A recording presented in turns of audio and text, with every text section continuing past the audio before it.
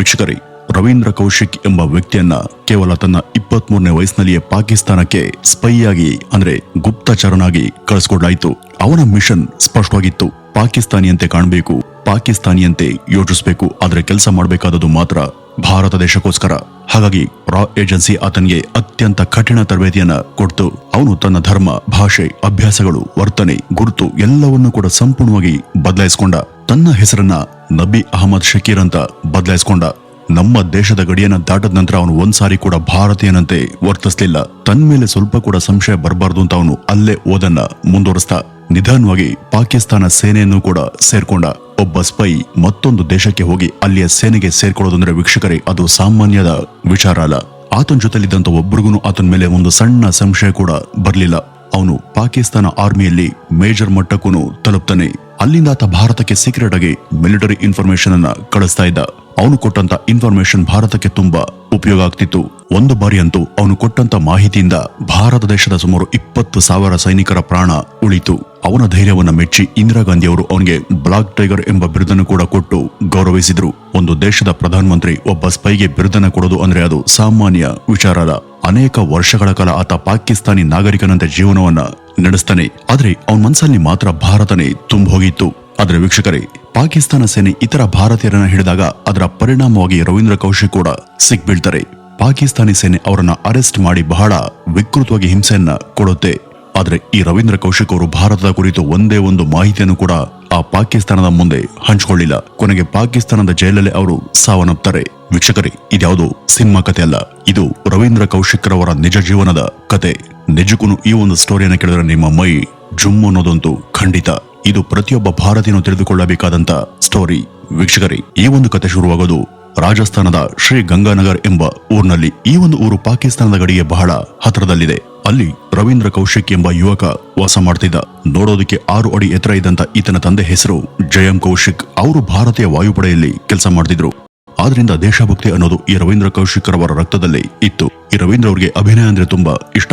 ಕಾಲೇಜ್ನಲ್ಲಿ ಅವರು mono acting ಅನ್ನ ಮಾಡಿದಾಗ ಅದನ್ನ ನೋಡಿದಂತ ಎಲ್ರಿಗೂ ಬಹಳ ಇಷ್ಟ ಆಗ್ತಿತ್ತು. ಈ ಮೋನೋ ಆಕ್ಟಿಂಗ್ ಅಂದ್ರೆ ನಾಟಕದಲ್ಲಿ ಒಬ್ನೇ ವಿವಿಧ ರೀತಿಯ ಪಾತ್ರಗಳನ್ನ ಅಭಿನಯಿಸೋದು, ಅಂದ್ರೆ ಏಕಪಾತ್ರ ಅಭಿನಯ. ಆತ ಬೇರೆ ನಟರ ಧ್ವನಿಯನ್ನ ಅನುಕರಣೆ ಮಾಡೋದು ಮತ್ತೆ ಅವರ ನಟನೆಯನ್ನ ಅನುಕರಣೆ ಮಾಡೋದು ಮಾಡ್ತಿದ್ರು. ಅವನನ್ನ ನೋಡಿದವರು ಈ ಹುಡುಗ ಭವಿಷ್ಯದಲ್ಲಿ ಬಾಂಬೆಗೆ ಹೋಗಿ ದೊಡ್ಡ ಸ್ಟಾರ್ ಆಗ್ತಾನೆ ಅಂತ ಅನ್ಕೊಂಡಿದ್ರು. ಊರಿನಲ್ಲಿ ಈತ ಒಂದ್ಸಾರಿ ಭಗತ್ ಸಿಂಗ್ ವೇಷವನ್ನ ಹಾಕಿ ಅಭಿನಯಿಸಿದಾಗ ಎಲ್ಲರೂ ಕೂಡ ಅವನನ್ನ ತುಂಬಾ ಮೆಚ್ಕೊಂಡಿದ್ರು. ಒಂದ್ಸಾರಿ ಆತ ಲಕ್ನೋಗೆ ಒಂದು ಚಿಕ್ಕ ಡ್ರಾಮಾವನ್ನ ಪ್ರದರ್ಶನ ಮಾಡೋದಕ್ಕೆ ಹೋಗ್ತಾನೆ.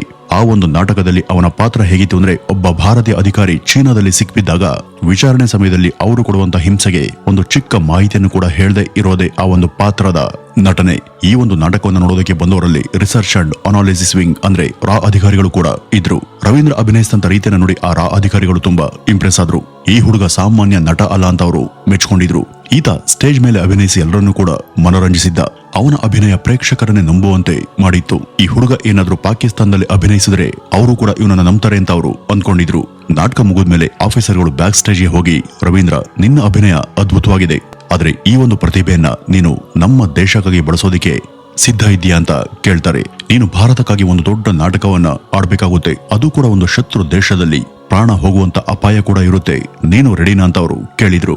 ಆಗ ಈ ರವೀಂದ್ರ ಕೌಶಿಕ್ ಒಂದು ಕ್ಷಣ ಕೂಡ ಯೋಚನೆ ಮಾಡದೆ ನಾನು ರೆಡಿ ಸರ್ ಅಂತ ಹೇಳಿದ್ದ. ಅವನಿಗೆ ಆಗ ಕೇವಲ 23 ವರ್ಷ ವಯಸ್ಸು. ಮುಂದೆ ಆತನಿಗೆ ದೊಡ್ಡ ಭವಿಷ್ಯ ಇತ್ತು. ಆದ್ರೆ ತನ್ನ ದೇಶಕ್ಕಾಗಿ ಆತ ಪ್ರಾಣ ಕೊಡೋದಕ್ಕೆ ಸಿದ್ಧ ಆಗಿದ್ದ. ಅಂದ್ರೆ ಅವತ್ತು ರವೀಂದ್ರ ಕೌಶಿಕ್ ಎಂಬ ನಟ ಸತ್ತು ಏಜೆಂಟ್ ರವೀಂದ್ರ ಕೌಶಿಕ್ ಜನ್ಮವನ್ನ ಪಡೆದಿದ್ದ. ನಂತರ ಈ ರವೀಂದ್ರ ಕೌಶಿಕ್ ರವರನ್ನ ದೆಹಲಿಗೆ ಕರ್ಕೊಂಡು ಹೋಗಿ 2 ವರ್ಷಗಳ ಕಾಲ ಅತ್ಯಂತ ಕಠಿಣ ತರಬೇತಿಯನ್ನ ಕೊಡ್ಲಾಯಿತು. ಆ ಒಂದು ತರಬೇತಿ ಸಿನಿಮಾಗಳಲ್ಲಿ ತೋರಿಸುವಂತೆ ಕೇವಲ ಫೈಟ್ ಅನ್ನ ಕಲಿಸೋದಲ್ಲ, ಇದು ಒಂದು ಸೈಕಾಲಜಿಕಲ್ ಟ್ರಾನ್ಸ್ಫಾರ್ಮೇಶನ್. ಒಬ್ಬ ವ್ಯಕ್ತಿ ತನ್ನ ಗುರುತನ್ನೇ ಸಂಪೂರ್ಣವಾಗಿ ಕೊಂದ್ಕೊಳ್ಬೇಕಾಗುತ್ತೆ. ಮೊದಲನೇದಾಗಿ ಭಾಷೆ. ಈ ರವೀಂದ್ರ ಅವ್ರಿಗೆ ಹಿಂದಿ ಬರ್ತಾ ಇತ್ತು, ಆದ್ರೆ ಪಾಕಿಸ್ತಾನದಲ್ಲಿ ಉರ್ದು ಮತ್ತು ಪಂಜಾಬಿಯನ್ನ ಮಾತನಾಡ್ತಾರೆ. ಅದು ಕೂಡ ಭಾರತೀಯ ಪಂಜಾಬಿ ಅಲ್ಲ, ಅದರ ಸ್ಲ್ಯಾಂಗ್ ಸಂಪೂರ್ಣವಾಗಿ ವಿಭಿನ್ನವಾಗಿರುತ್ತೆ. ಆಗ ಈ ರಾ ಅವನಿಗೆ ವಿಶೇಷ ತರಬೇತಿದಾರನ್ನ ನೇಮಿಸ್ತು. ಪ್ರತಿಯೊಂದು ಪದವನ್ನು, ಪ್ರತಿಯೊಂದು ಸ್ಲ್ಯಾಂಗ್ ಅನ್ನು ಕೂಡ ಕಲಿಸ್ಲಾಯಿತು. ಎರಡನೇದಾಗಿ ಮತದ ವಿಚಾರ. ಆತ ಹುಟ್ಟಿ ಬೆಳೆದದ್ದು ಹಿಂದೂ ಕುಟುಂಬದಲ್ಲಿ, ಆದ್ರೆ ಇವರು ಕುರಾನನ್ನ ಸಂಪೂರ್ಣವಾಗಿ ಕಲ್ತ್ಕೊಳ್ತಾರೆ. ನಮಾಜನ್ನ ಹೇಗ್ ಮಾಡಬೇಕು ಎಂಬುದನ್ನ ಸೇರಿದಂತೆ ಎಲ್ಲವನ್ನು ಕೂಡ ಅಭ್ಯಾಸ ಮಾಡ್ತಾರೆ. ಸಂಪೂರ್ಣವಾಗಿ ಒಬ್ಬ ಮುಸ್ಲಿಮನಂತೆ ಅವರು ಬದಲಾಗ್ತಾರೆ. ಇನ್ನು ಮೂರನೇದಾಗಿ ಐಡೆಂಟಿಟಿ. ಅವ್ರಿಗೆ ನಬಿ ಅಹಮದ್ ಶಕೀರ್ ಎಂಬ ಹೊಸ ಹೆಸರನ್ನ ಕೊಡ್ಲಾಯ್ತು. ನೀನು ಇಸ್ಲಾಮಾಬಾದ್ನಲ್ಲಿ ಹುಟ್ಟಿದೀಯ, ನಿನ್ನ ಪೋಷಕರು ಮೃತಪಟ್ಟಿದ್ದಾರೆ ಅಂತ ಒಂದು ನಕಲಿ ಇತಿಹಾಸವನ್ನ ರಚಿಸ್ತಾರೆ. ಅವನನ್ನ ಒಬ್ಬ ಪಾಕಿಸ್ತಾನಿ ನಾಗರಿಕನಂತೆ ಸಂಪೂರ್ಣವಾಗಿ ರೂಪಿಸ್ತಾರೆ. ಟ್ರೈನಿಂಗ್ ಮುಗಿತಾ ಇದ್ದ ಹಾಗೇನೆ ಅವನು ತನ್ನ ಕುಟುಂಬದವರನ್ನ ಬಿಟ್ಟು ದೂರ ಹೋಗ್ಬೇಕಾಗುತ್ತೆ. ಆಗ ಅವರು ಅವರ ತಾಯಿಯ ಬಳಿ ಏನ್ ಹೇಳ್ತಾರೆ ಗೊತ್ತಾ? ಅಮ್ಮ, ನಾನು ಕೆಲ್ಸಕ್ಕಾಗಿ ದುಬೈಗೆ ಹೋಗ್ತಿದ್ದೀನಿ, ಅಲ್ಲಿ ಹೋಗಿ ನಾನು ನಿನಗೆ ಪತ್ರವನ್ನ ಬರೀತೀನಿ ಅಂತ ಸುಳ್ಳು ಹೇಳಿದ್ರು. ಆದ್ರೆ ಅವರು ನಿಜವಾಗಿ ಹೋಗ್ತಿರೋದು ಸ್ಪೈ ಆಗಿ ಪಾಕಿಸ್ತಾನಕ್ಕೆ. ಆಗ ಈ ರವೀಂದ್ರ ಕೌಶಿಕ್ ಅವರು ಪಾಕಿಸ್ತಾನದ ಗಡಿಯನ್ನ ದಾಟೋದಕ್ಕೆ ಸಿದ್ಧ ಆಗ್ತಾರೆ. ಆ ಒಂದು ಸಮಯದಲ್ಲಿ ಗಡಿಯಲ್ಲಿ ಫೆನ್ಸಿಂಗ್ ಅಷ್ಟು ಬಲವಾಗಿರ್ಲಿಲ್ಲ. ಹೀಗಾಗಿ ಪಾಕಿಸ್ತಾನವನ್ನ ಪ್ರವೇಶ ಮಾಡೋದು ಅಷ್ಟು ಕಷ್ಟದ ಕೆಲಸ ಆಗಿರ್ಲಿಲ್ಲ. ಅಕ್ರಮ ಟ್ರಾಫಿಕರ್ಗಳ ಸಹಾಯದಿಂದ ಅವರು ಬಹಳ ಸುಲಭವಾಗಿ ಭಾರತದಿಂದ ಪಾಕಿಸ್ತಾನಕ್ಕೆ ಪ್ರವೇಶವನ್ನ ಪಡಿತಾರೆ. ಜೇಬ್ನಲ್ಲಿ ನಕಲಿ ಪಾಸ್ಪೋರ್ಟ್, ಹೃದಯದ ತುಂಬಾ ಧೈರ್ಯ. ಆದ್ರೆ ತನ್ನ ಮನಸ್ಸಿನ ಎಲ್ಲೋ ಒಂದು ಮೂಲೆಯಲ್ಲಿ ನಾನು ಮತ್ತೆ ಭಾರತವನ್ನ ಮರಳಿ ನೋಡ್ತೀನೋ ಇಲ್ವಾ ಎಂಬ ಆತಂಕ ಕೂಡ ಇತ್ತು. ಅವರು ಅಲ್ಲಿಂದ ಮೊದಲು ಕರಾಚಿಗೆ ತಲುಪ್ತಾರೆ. ಮೊದಲ ದಿನವೇ ಶತ್ರು ದೇಶದಲ್ಲಿ ಶತ್ರುಗಳ ಮಧ್ಯ ಒಬ್ಬಂಟಿಯಾಗಿ ಇದ್ರು. ಯಾರಾದ್ರೂ ಇದ್ದಕ್ಕಿದ್ದಂತೆ ನಿನ್ನ ಹೆಸರೇನು ಅಂತ ಕೇಳಿದ್ರೆ ಅವರು ರವೀಂದ್ರ ಅಂತ ಹೇಳ್ಬಾರ್ದು, ನಬಿ ಅಹಮದ್ ಅಂತಾನೆ ಪ್ರತಿಕ್ರಿಯೆ ಕೊಡಬೇಕು. ನಿದ್ರೆಯಲ್ಲೂ ಕೂಡ ತನ್ನ ನಿಜವಾದ ಹೆಸರನ್ನ ಹೇಳ್ಬಾರ್ದು ಅಂತ ಅವರಿಗೆ ತರಬೇತಿಯನ್ನ ಕೊಡಲಾಗಿತ್ತು. ಈ ರವೀಂದ್ರ ಅವರ ಯೋಜನೆ ತುಂಬಾ ಸ್ಪಷ್ಟವಾಗಿತ್ತು. ಕೇವಲ ಸ್ಪೈ ಆಗಿದ್ರೆ ಸಾಕಾಗೋದಿಲ್ಲ, ಒಬ್ಬ ಶಿಕ್ಷಣ ಪಡೆದಂತ ಪಾಕಿಸ್ತಾನಿಯಾಗಿ ತನ್ನನ್ನು ತಾನು ಸ್ಥಾಪಿಸಿಕೊಳ್ಬೇಕು ಎಂಬುದು ಅವರ ಗುರಿಯಾಗಿತ್ತು. ಹೀಗಾಗಿ ಅವರು ಕರಾಚಿ ಯೂನಿವರ್ಸಿಟಿಯಲ್ಲಿ ಲಾ ಕೋರ್ಸ್ಗೆ ಅಲ್ಲಿ ಅವರ ನಟನೆಯ ಕಲೆ ಬಹಳ ಉಪಯೋಗ ಆಗುತ್ತೆ. ತರಗತಿಗಳಲ್ಲಿ ಸದಾ ಆಕ್ಟಿವ್ ಆಗಿ ಇರ್ತಾ ಇದ್ರು. ಡಿಬೇಟ್ಗಳಲ್ಲಿ ಚೆನ್ನಾಗಿ ಮಾತನಾಡ್ತಿದ್ರು.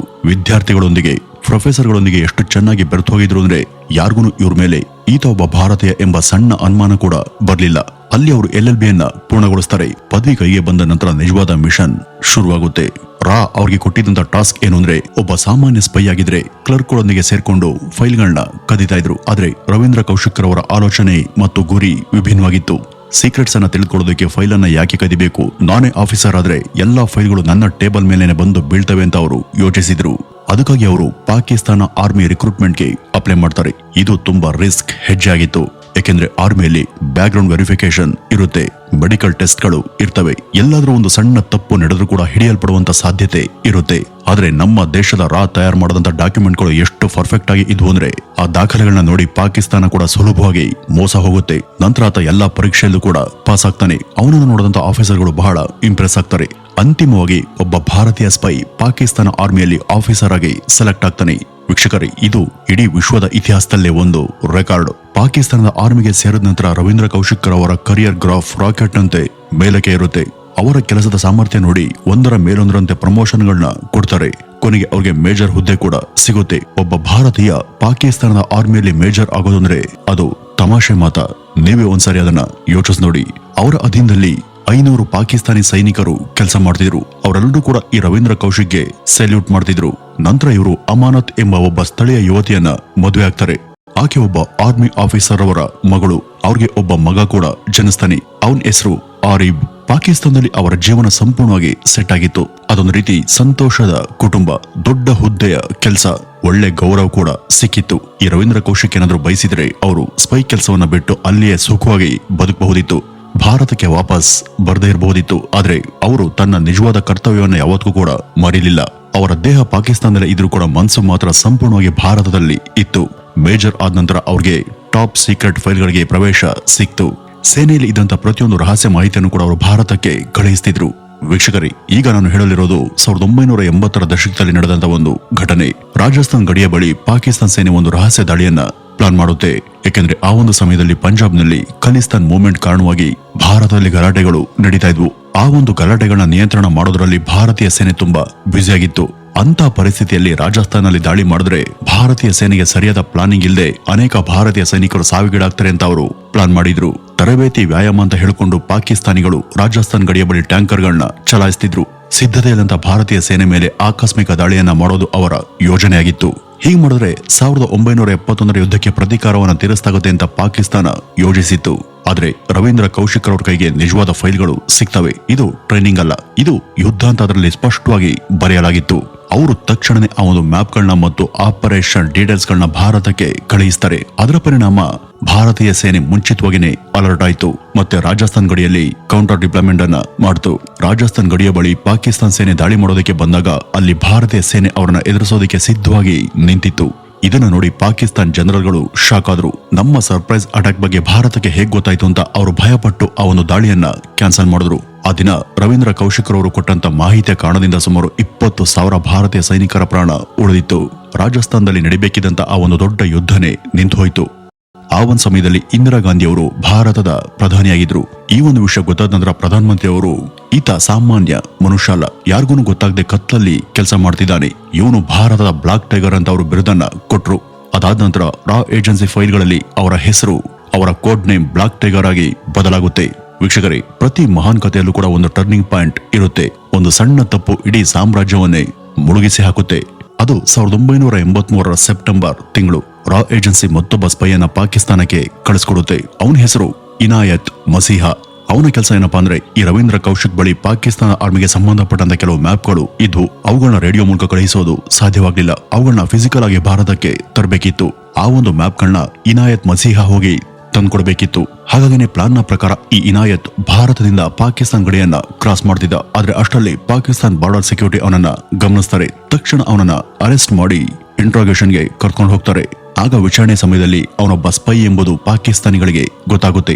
ಇದರಿಂದ ಸೀನ್ಗೆ ಪಾಕಿಸ್ತಾನದ ISI ಎಂಟ್ರಿ ಆಯಿತು. ಭಾರತದಲ್ಲಿ ರಾ ಏಜೆನ್ಸಿ ಇರುವಂತೆ ಪಾಕಿಸ್ತಾನದಲ್ಲೂ ಕೂಡ ISI ಏಜೆನ್ಸಿ ಇದೆ. ಇನಾಯತ್ ಮಸೀಹಾನನ್ನ ಭೀಕರವಾಗಿ ಹಿಂಸೆ ಕೊಡ್ತಾರೆ. ಆ ಒಂದು ಹಿಂಸೆಯನ್ನ ಸಹಿಸಲಾಗದೆ ಈ ಮಸೀಹಾ ತನ್ನ ಮಿಷನ್ ಬಗ್ಗೆ ಎಲ್ಲವನ್ನೂ ಕೂಡ ಹೇಳ್ತಾನೆ. ಅಷ್ಟೇ ಅಲ್ಲ, ನಿಮ್ಮ ಸೇನೆಯಲ್ಲಿ ಕೆಲಸ ಮಾಡ್ತಿರುವಂತ ನಬಿ ಅಹಮದ್ ಶಕೀರ್ನ ನಿಜ ಹೆಸರು ರವೀಂದ್ರ ಕೌಶಿಕ್. ಅವರು ಒಬ್ಬ ಭಾರತೀಯ ಸ್ಪೈ ಅಂತ ಎಲ್ಲರೂ ಮುಂದೆ ಆತ ಬಹಿರಂಗವಾಗಿನೇ ಹೇಳಿದ್ದ. ಆ ಒಂದು ಸಮಯದಲ್ಲಿ ಪಾಕಿಸ್ತಾನಿಗಳು ರವೀಂದ್ರ ಕೌಶಿಕ್ರನ್ನ ಟ್ರ್ಯಾಕ್ ಮಾಡೋದಕ್ಕೆ, ಅವನನ್ನ ಹಿಡಿಯಲ್ಪಡೋದಕ್ಕಿಂತ ಮುಂಚೆನೆ ಮಾಡ್ಕೊಂಡಿದ್ದ ಪ್ಲಾನ್ ಅನ್ನ ಬಳಸೋದಕ್ಕೆ ಪಾಕಿಸ್ತಾನಿಗಳು ನಿರ್ಧರಿಸ್ತಾರೆ. ಪ್ಲಾನ್ ನ ಪ್ರಕಾರ ಈ ಇನಾಯತ್ ರವೀಂದ್ರ ಅವ್ರಿಗೆ ಪಾರ್ಕ್ಗೆ ಬರೋದಕ್ಕೆ ಹೇಳಿದ್ದ. ಆ ಒಂದು ಸಮಯಕ್ಕೆ ಈ ರವೀಂದ್ರ ಕೌಶಿಕ್ ಅವ್ರಿಗೆ ಇನಾಯತ್ ಸಿಕ್ ಬಿದ್ದಿದ್ದಾನೆ ಅಂತ ಗೊತ್ತಿರಲಿಲ್ಲ. ಆದ್ರಿಂದ ರವೀಂದ್ರ ಕೌಶಿಕ್ ಅವರು ಅವನನ್ನ ಭೇಟಿಯಾಗೋದಕ್ಕೆ ಪಾರ್ಕ್ಗೆ ಹೋಗಿದ್ರು. ಮೊದಲೇ ಪಾರ್ಕ್ ನಲ್ಲಿ ಸೀಕ್ರೆಟ್ ಆಗಿ ಅಡ್ಕೊಂಡಿದ್ದಂತ ಪಾಕಿಸ್ತಾನಿ ಪೊಲೀಸರು ಮತ್ತು ಸೇನೆ ರವೀಂದ್ರ ಕೌಶಿಕ್ ಬಂದ ತಕ್ಷಣ ಅವರನ್ನ ರೆಡ್ ಹ್ಯಾಂಡ್ ಆಗಿನೇ ಹಿಡಿದಾಕ್ತಾರೆ. ಅವರನ್ನು ಅರೆಸ್ಟ್ ಮಾಡಿ ಸಾಯಿಲ್ ಕೋರ್ಟ್ ಇಂಟ್ರಾಗೇಷನ್ ಸೆಂಟರ್ಗೆ ಕರ್ಕೊಂಡು ಹೋಗ್ತಾರೆ. 1983ರಿಂದ 1985 2 ವರ್ಷಗಳ ಕಾಲ ಅವರಿಗೆ ಭೀಕರವಾದಂತಹ ಹಿಂಸೆಯನ್ನ ಕೊಡ್ತಾರೆ. ನಿನ್ನ ನೆಟ್ವರ್ಕ್ ನಲ್ಲಿ ಇನ್ನೂ ಕೂಡ ಯಾರೆಲ್ಲ ಇದ್ದಾರೆ ಅಂತ ಪ್ರಶ್ನೆ ಮಾಡ್ತಾರೆ. ಆದ್ರೆ ಎಷ್ಟೇ ಹಿಂಸೆ ಕೊಟ್ಟರು ಕೂಡ ರವೀಂದ್ರ ಕೌಶಿಕ್ ಒಂದು ಮಾತನ್ನು ಕೂಡ ಹೇಳಿಲ್ಲ. ಭಾರತ ರಹಸ್ಯಗಳನ್ನ ತನ್ನ ಹೃದಯದಲ್ಲೇ ಅಡಗಿಸ್ಕೊಂಡ್ರು. ನಂತರ 1985ರಲ್ಲಿ ಪಾಕಿಸ್ತಾನ ಕೋರ್ಟ್ ಅವರಿಗೆ ಮರಣದಂಡನೆಯನ್ನ ವಿಧಿಸ್ತು. ಅದಾದ ನಂತರ ಅದನ್ನ ಜೀವಾವಧಿ ಕಾರಾಗೃಹ ಶಿಕ್ಷೆಯಾಗಿ ಬದಲಾಯಿಸ್ತಾರೆ. ಕಾರಣ, ತಕ್ಷಣ ಕೊಲ್ಲದೆ ಇನ್ನೂ ಕೂಡ ಹಿಂಸೆ ಕೊಡಬೇಕು ಅನ್ನೋದು ಅವರ ಯೋಜನೆಯಾಗಿತ್ತು. ಅವರು 16 ವರ್ಷಗಳ ಕಾಲ ಪಾಕಿಸ್ತಾನ ಜೈಲಿನಲ್ಲೇ ನರಳಿದ್ರು. ಕೊನೆಗೆ 2001ರಲ್ಲಿ ಪಾಕಿಸ್ತಾನ ಜೈಲಿನಲ್ಲೇ ಅವರ ಪ್ರಾಣ ಹೊರಟು ಹೋಗುತ್ತೆ. ಜೈಲಿನ ಪರಿಸ್ಥಿತಿ ತುಂಬಾ ಕೆಟ್ಟದಾಗಿತ್ತು. ಅವರ ಆರೋಗ್ಯ ಸಂಪೂರ್ಣವಾಗಿ ಹದಗೆಟ್ಟಿತ್ತು. TB ಕಾಯಿಲೆ, ಹೃದಯ ಸಂಬಂಧಿತ ರೋಗಗಳು ಬಂದ ಕಾರಣ ಅವರು ಸಾವನ್ನಪ್ಪಿದ್ರು. 1975ರಿಂದ 2001ರವರೆಗೆ ಅಂದ್ರೆ 26 ವರ್ಷಗಳ ಕಾಲ ಅವರು ಪಾಕಿಸ್ತಾನದಲ್ಲೇ ಬದುಕಿದ್ರು. ಅವರು ಜೈಲಿನಲ್ಲಿ ಇದ್ದಂತ ಆ ದಿನಗಳಲ್ಲಿ ಭಾರತದಲ್ಲಿ ಇದ್ದಂತ ತನ್ನ ಕುಟುಂಬಕ್ಕೆ ಗುಪ್ತವಾಗಿ ಪತ್ರಗಳನ್ನ ಬರೀತಾ ಇದ್ರು. ಆ ಒಂದು ಪತ್ರಗಳಲ್ಲಿ ತನ್ನ ಆರೋಗ್ಯದ ಸ್ಥಿತಿಯನ್ನ ವಿವರಿಸ್ತಾ ಇದ್ರು. ತನ್ನನ್ನ ಪಾಕಿಸ್ತಾನದಿಂದ ಬಿಡುಗಡೆ ಮಾಡಿಸ್ಬೇಕು ಅಂತ ಕೇಳ್ಕೊಳ್ತಿದ್ರು. ಭಾರತದಂತಹ ಮಹಾನ್ ದೇಶಕ್ಕೆ ತ್ಯಾಗ ಮಾಡಿದವರಿಗೆ ಸಿಕ್ಕುವಂತ ಫಲ ಇದೇನಾ ಅಂತ ಅವರು ಅನೇಕ ಬಾರಿ ಪತ್ರಗಳಲ್ಲಿ ಬರೆದಿದ್ರು. ಆ ಪತ್ರಗಳನ್ನ ಓದಿ ಅವ್ರ ತಾಯಿ ತುಂಬಾ ದುಃಖ ಪಡ್ತಿದ್ರು. ಅವರು ಭಾರತೀಯ ಸರ್ಕಾರಕ್ಕೆ ಸಹಾಯ ಮಾಡುವಂತೆ ಅನೇಕ ಬಾರಿ ಮನವಿ ಮಾಡಿಕೊಳ್ತಾರೆ. ಆದ್ರೆ ಸ್ಪೈ ನಿಯಮಗಳ ಪ್ರಕಾರ ಯಾವೊಬ್ಬ ಏಜೆಂಟ್ ಸಿಕ್ಕಿ ಬಿದ್ದರೂ ಕೂಡ ಸರ್ಕಾರ ಅಧಿಕೃತವಾಗಿ ಒಪ್ಕೊಳ್ಬಾರದು. ಒಮ್ಮೆ ಅಧಿಕೃತವಾಗಿ ಒಪ್ಕೊಂಡ್ರೆ ಅದರಿಂದ ದೊಡ್ಡ ಸಮಸ್ಯೆಗಳು ಉಂಟಾಗ್ತವೆ. ಈ ಸ್ಪೈ ಜಗತ್ತಲ್ಲಿ ಒಂದು ಪ್ರಮುಖ ನಿಯಮ ಇದೆ. ಅದನ್ನ ಪ್ಲಾಸಿಬಲ್ ಡಿನೇಬಿಲಿಟಿ ಅಂತ ಕರೀತಾರೆ. ಅಂದ್ರೆ ಯಾವೊಬ್ಬ ಏಜೆಂಟ್ ಸಿಕ್ಕಿ ಬಿದ್ದರೂ ಕೂಡ ಸರ್ಕಾರ ಅವನು ಯಾರು ಅಂತ ನಮ್ಗೆ ಗೊತ್ತಿಲ್ಲ ಅಂತಾನೆ ಹೇಳ್ಬೇಕು. ಅಂದ್ರೆ ತನ್ನ ದೇಶದ ಯಾವುದೇ ಒಬ್ಬ ಏಜೆಂಟ್ ಸಿಕ್ಬಿದ್ರು ಕೂಡ ಸರ್ಕಾರ ಅವನು ಯಾರು ಅಂತ ನಮ್ಗೆ ಗೊತ್ತಿಲ್ಲ ಅಂತಾನೆ ಹೇಳ್ಬೇಕು. ಇಲ್ಲಾಂದ್ರೆ ಅದನ್ನ ಯುದ್ಧದ ಕ್ರಮ ಅಂತಾನೆ ಪರಿಗಣಿಸಲಾಗುತ್ತೆ. ಹೀಗಾಗಿ ಭಾರತ ಸರ್ಕಾರ ರವೀಂದ್ರ ಕೌಶಿಕ್ ನಮ್ಮವನಲ್ಲ ಅಂತ ಹೇಳ್ಬೇಕಾಯ್ತು. ನಂತರ ವಾಜಪೇಯಿ ಅವರು ಪ್ರಧಾನಮಂತ್ರಿ ಆಗಿದ್ದಾಗ ರವೀಂದ್ರ ಕೌಶಿಕ್ ಅವರನ್ನ ಬಿಡುಗಡೆ ಮಾಡಬೇಕು ಅಂತ ಗುಪ್ತವಾಗಿ ಪ್ರಯತ್ನಿಸಿದ್ರು. ಆದ್ರೆ ಪಾಕಿಸ್ತಾನ ಅದಕ್ಕೆ ಒಪ್ಲಿಲ್ಲ. ಏಕೆಂದ್ರೆ ಒಬ್ಬ ಭಾರತೀಯ ಅವರ ಸೇನೆಯಲ್ಲಿ ಮೇಜರ್ ಆಗಿದೆ ಅಂತ ಒಪ್ಕೊಂಡ್ರೆ ಪಾಕಿಸ್ತಾನದ ಮರ್ಯಾದೆ ವಿಶ್ವದ ಮುಂದೆ ಬಿದ್ದು ಹೋಗುತ್ತೆ. ಹೀಗಾಗಿನೇ ಪಾಕಿಸ್ತಾನ ಅವನನ್ನ ಕೊನೆಯವರೆಗೂ ಜೈಲಿನಲ್ಲಿಯೇ ಉಳಿಸ್ಕೊಳ್ತು. ಈ ರವೀಂದ್ರ ಕೌಶಿಕ್ ಅವರು ಸಾಯುವಂತ 3 ದಿನಗಳ ಮೊದಲು ಬರೆದಂತ ಪತ್ರದಲ್ಲಿ ಅವರು ಈ ರೀತಿ ಬರೆದಿದ್ರು. ಬಹುಶಃ ನಾನೇನಾದ್ರೂ ಒಬ್ಬ ಅಮೆರಿಕನ್ ಆಗಿದ್ರೆ 3 ದಿವಸದಲ್ಲಿ ಈ ಒಂದು ಜೈಲಿನಿಂದ ಹೊರಗಡೆ ಬರ್ತಿದೆ ಅಂತ ದುಃಖದಿಂದ ಬರೆದಿದ್ರು. ಅವರ ತಾಯಿ ಅಮಲಾದೇವಿ ಅವರು ತಾನು ಸಾಯುವಂತ ಮೊದಲು ಮಗ ನಮ್ಮ ಮನೆಗೆ ಬರ್ತೇನೆ ಅಂತ ನಿರೀಕ್ಷೆಯನ್ನ ಮಾಡ್ತಾನೆ ಇದ್ರು. ಆದ್ರೆ ಅವರು ವಾಪಸ್ ಬರಲೇ ಇಲ್ಲ. ವೀಕ್ಷಕರೇ, ಇತಿಹಾಸದ ಪುಸ್ತಕಗಳಲ್ಲಿ ಅವರ ಹೆಸರು ಇಲ್ಲದೆ ಇರಬಹುದು. ಆದ್ರೆ ಇಂದಿರಾ ಗಾಂಧಿ ಅವರು ಕೊಟ್ಟಂತ ಆ ಒಂದು ಬಿರುದು ದಿ ಬ್ಲಾಕ್ ಟೈಗರ್ ಅದು ಯಾವತ್ತೂ ಅವ್ರ ಹೆಸರಿನ ಮುಂದೆ ಇದ್ದೇ ಇರುತ್ತೆ. ಅವರು ಕೇವಲ ಒಬ್ಬ ಸ್ಪೈ ಅಲ್ಲ, ಅವರು ಭಾರತದ ಫಸ್ಟ್ ಲೈನ್ ಆಫ್ ಡಿಫೆನ್ಸ್. ನಾವು ನಮ್ಮ ಮನೆಗಳಲ್ಲಿ ಸುರಕ್ಷಿತವಾಗಿ ನಿದ್ರೆ ಮಾಡ್ತಿರೋದಕ್ಕೆ ಕಾರಣ ರವೀಂದ್ರ ಕೌಶಿಕ್ ನಂತ ಯಾರೋ ಒಬ್ರು ಶತ್ರು ದೇಶದಲ್ಲಿ ನಿದ್ದೆ ಇಲ್ಲದೆ ಭಯ ಇಲ್ಲದೆ ಕೆಲಸವನ್ನ ಮಾಡ್ತಿರೋದ್ರಿಂದಲೇ ನಾವು ನೆಮ್ಮದಿ ಜೀವನವನ್ನ ಸಾಗಿಸ್ತಿದ್ದೇವೆ. ಕೇವಲ ತನ್ನ 23ನೇ ವರ್ಷದ ವಯಸ್ಸಿನಲ್ಲಿಯೇ ದೇಶಕ್ಕಾಗಿ ಮನೆಯನ್ನು ತೊರೆದು ಶತ್ರು ದೇಶದಲ್ಲಿ ಮೇಜರ್ ಹುದ್ದೆಗೆ ಏರಿ ಕೊನೆಗೆ ಅನಾಮಧೇಯನಾಗಿ ಸಾವನ್ನಪ್ಪಂತ ವೀರನ ಕತೆ ಇದು. ವೀಕ್ಷಕರೇ, ಇದಿಷ್ಟು ಈ ರವೀಂದ್ರ ಕೌಶಿಕ್ ರವರ ಬಗ್ಗೆ ಇರುವಂತ ಒಂದಷ್ಟು ಮಾಹಿತಿ ಅಂತ ಹೇಳ್ತಾ ಇವತ್ತಿನ ಈ ಒಂದು ವಿಡಿಯೋವನ್ನ ಇಲ್ಲಿಗೆ ಮುಗಿಸೋಣ. ನಮಸ್ಕಾರ.